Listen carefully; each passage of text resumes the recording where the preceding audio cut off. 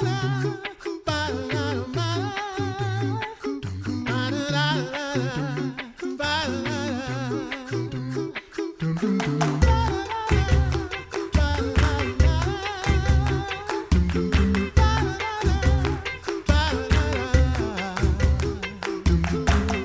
listening to The Coffee Hour. I'm Andy Bates. I'm Sarah Gulseth.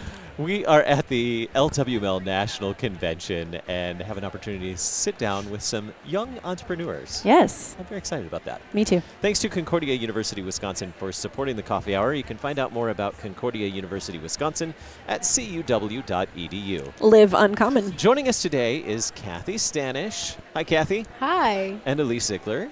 Elise, thanks so much for joining us. Thank you for having us. So, Cathy and Elise are social entrepreneurs with Selah Textiles, based out of St. Louis, right? Yeah. Yes. And fancy that. We're all the way in Lexington, Kentucky, and just happened to run into some friends from St. Louis. But you have a really neat story. So, first of all, I read on your website social entrepreneurship. What is social entrepreneurship? Good question. Okay. So a social entrepreneurship is looking at business and nonprofit, and it's taking them and putting them together. So first we can break down the word. So social, that means that we're interacting with the community, that we're growing, that we're creating relationships and building, friendships and community. Then entrepreneurship, it could be seen as exchangeable with business. So we are making products, we are marketing our products, and we are selling. So that, it's a social enterprise. Sounds way cooler than what I do for a living. I don't know. So where did the idea for Selah Textiles begin? Yes. Okay. So first it's going to start off with the kind of heart and social behind it. I have been volunteering for different tutoring programs for maybe 4 years now in South City, St. Louis, and I know Cathy also tutors. Kind of dragged along for the ride. Yeah. So I tutored at a New American Welcome Center, but then also at a elementary public school in the St. Louis city, and there we would engage and interact with students through a mentoring position. And because you're, in a way, mentoring, you want to help them. And while tutoring, it was specifically with their education. And so trying to look, how can we best help you? What does helping look like? What do you need? And kind of asking those questions. And with asking those questions, came up that we got answers that when we would invite people to activities, they just wanted to be included and invited, and part of that also meant driving them to our location. So we started, one, to know that the invitation was always appreciated, and then two was that employment wasn't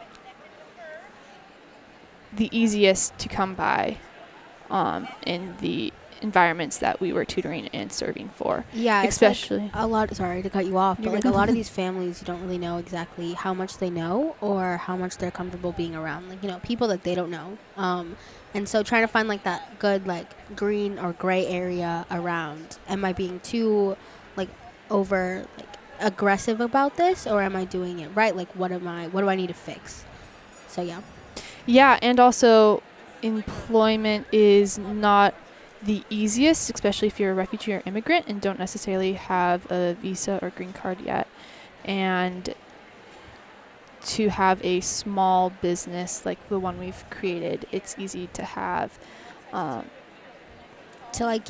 Ease it's in. Contract. Yeah. We're not, you're paid per hour, not like for X amount of hours per week. Yeah, to like ease them into being comfortable working in a business and working with others. So where did the idea for textiles come into this? Okay, getting there. So I love this story. First it was the heart, and then next the it's also the heart, but I love art and designing and have always wanted to be, like, at first it was an interior designer. Mm-hmm. I would love to intern with Jo Gaines still, so if she's listening or if anyone knows her, connect me up with her. We can, like, post my phone number in show notes. Contact with Joanna Gaines. So I want to, I enjoyed graphic design, and I was like, yes, this is what I'm going to do. And I'm the type of person who would be like, when given the question, who are you going to be when you grow up, or what do you want to be when you grow up, I'm like going to give you an answer. Not necessarily going to do it maybe, but I'm going to give an answer. And so that was graphic design, and the textiles brought into art that was marketable and easily sold, because I have noticed in a lot of art fairs and projects that I just walk home with, like, art that I don't know what to do with. And something that can function and be used, like a textile, specifically towels and T-shirts, that is practical and people will purchase that. Yeah. What do you actually produce in Selah Textiles? What can people actually, like, go to your website and find? Yeah, so we print like tea towels. So we make these designs. Elise is really talented, and her designs are off the charts. Agreed. But yeah, so after we put, like, them on a screen, and then we pin down the towels, and we hand push a squeegee the ink through the screen so that it prints onto these towels. And then we've also done, like, T-shirts and sweatshirts. The sweatshirts are basically, oh my goodness, I cannot speak. Mainly for us, like, to show off what we're doing, because it's a lot more expensive to print on a sweatshirt, and a lot more, like, there's so many more room for errors, especially since, we're not professionals here. We're young kids. Well, not technically young, but we're You're children better at still. it than I am. So We're still Same. children trying to print these things. So trying to find something that's, like, a lot more breathing room, so that we don't always have to be perfect. And we are allowed to have errors, since we can just buy a bunch of towels, and if only 50% come out the way that we want them, we can still sell all of them in various ways, shapes, and forms. So yeah. Very cool. yes, I was perusing the website, which we'll get to in a little bit, and I saw the learning towels, which it sounds like those are our learning towels. Yeah, when we I were love first that name. printing, when we were first, like, teaching and stuff, there are so many mistakes, because I remember when I first started, I would never figure out how to get the screen to be in the same spot on the towel. So, like, some of them would be centered, but some of them would be too far left, and some of them would be too far right, and some of them would be too high. And then when we fold them, you have to fold them all the same way, and it would just look ridiculous, because the print was never straight when you folded them in the end. And Yeah, there's, like, I've found more ways to make mistakes than I have to get for a real. perfect print. It's so frustrating, but that's why we have learning towels, because some people do appreciate buying them. So yeah.